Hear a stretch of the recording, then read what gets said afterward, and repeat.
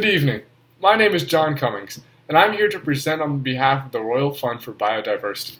I'm here to speak with you tonight regarding the incredible importance of wildlife corridors and the threat of invasive species to our local habitats.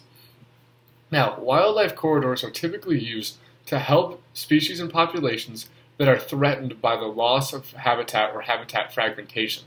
Now, when you have a habitat that has been destroyed through human interactions or any other natural causes, and you have small blocks scattered about, these blocks can be connected through wildlife corridors, which allow individuals to cross between each sections and create a larger area of connected environment.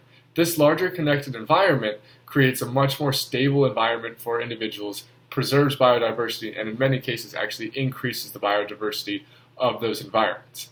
Now, there's been an argument by some individuals that the integration of these corridors will actually increase the presence of invasive species. Now, this is not actually the case. There are several arguments presented that due to the life history strategy of invasive species, they will not pose a threat to expand their range through the integration of wildlife corridors. So, the wildlife corridors will benefit the at-risk populations, the at-risk individuals, while not necessarily benefiting the invasive species, making them a win-win.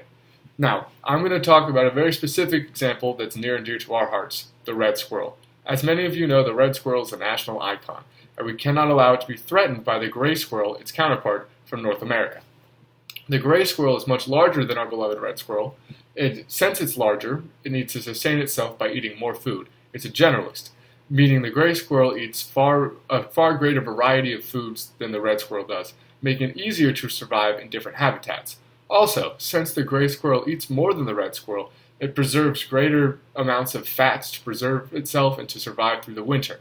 While the red squirrel needs to stay inside for protection during the winter months, the gray squirrel is able to continue to eat. Thus, the gray squirrel outcompetes the red squirrel in virtually every way. So, in order to make this a more fair fight between the red squirrel and the gray squirrel, we propose that the integration of this wildlife corridor will increase the biodiversity, making it harder for the gray squirrels to continue having a monopoly and to give the red squirrels a fighting chance against their counterparts from North America. I hope that you'll consider the arguments presented here, and I hope that you will do what's right for your country and for your country's icon, the red squirrel. Thank you, and have a great night.